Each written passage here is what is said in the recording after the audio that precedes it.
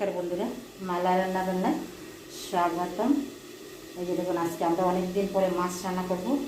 একটা আস্তা রুই মাছ এনেছি আজকে, এটা রান্না করব। আলু কোয়াশ দিয়ে ঝোল বানাবো, মানে আমরা ডায়েটের উপরে চলি তো, তাই আলু কোয়াশ দিয়ে ঝোল বানাবো। কেটে ধুয়ে একদম সিদ্ধ বসিয়ে দিয়েছি, সিদ্ধ দিয়ে ঝোলটা ফেলে দেবো।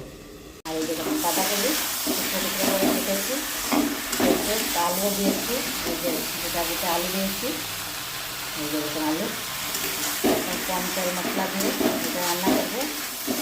আর রান্না করবো শুটকি, অনেকদিন পর আমাদের ঘরে মাছ শুটকি রান্না হবে। এটা হলো আজকে আমাদের দুপুরের মেনু।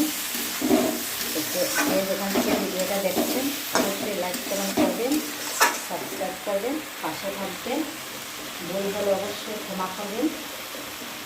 এতটুকুন, আর পরে আসবো গানের ভিডিও নিয়ে। টাটা, বাই বাই, শুভ বিকেল, শুভেচ্ছা সবাইকে।